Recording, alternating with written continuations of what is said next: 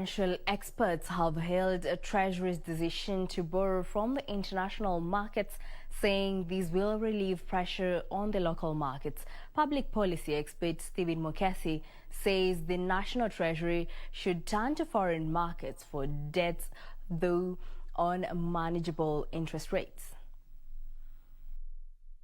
National Treasury that Kenya, through a sovereign bond, has raised $1 billion on the international market has been welcomed by many analysts who argue that this should be the way for the National Treasury instead of crowding the domestic market.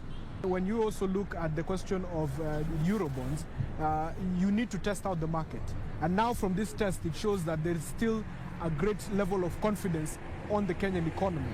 And I wouldn't be surprised that in the coming few days, we end up looking again to another Eurobond issuance. Yesterday, the National Treasury reported that Kenya had raised 108 billion shillings through a fourth Eurobond. The offer was oversubscribed by more than 400%. According to the offer prospectus, the issuance will attract an interest rate of 6.3% for the 12-year period. Public policy analyst Stephen Mwakesi says oversubscription is a pointer that the international market is awash with cheap money compared with domestic markets. We're looking at a budget that's about 3.66 trillion, and the revenue that we are looking to fund this particular budget is about 2 trillion. So we have a deficit of about 1.66 trillion. So it'll be quite impossible to imagine that we could get any sort of monies, and that amount of money, 1.66 trillion, from grants.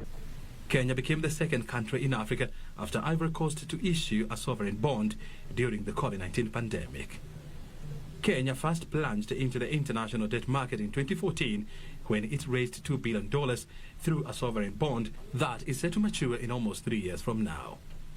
Mwakesi says Kenya needs to align its debt management program to avoid repayment stress.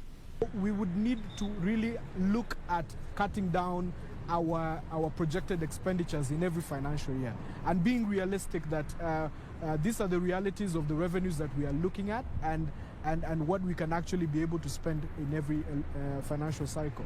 So going forward, it's a question of us being really realistic, but we can be able to cater to this particular debt that we do have as per now. We still have a lot of facilities available to the country when a need be, but again, there will be need for measures to be taken to ensure that we reignite our economy. Treasury says the 108 billion shillings raised will help repay maturing debts at a time when the country is struggling to raise revenue. During the fiscal year 2021-2022, the Kenya Revenue Authority is expected to collect 2 trillion shillings. Mwakesi is further urging the government to streamline its expenditure programs to focus on priority areas. O'Brien, Kimani for Business, News Hour.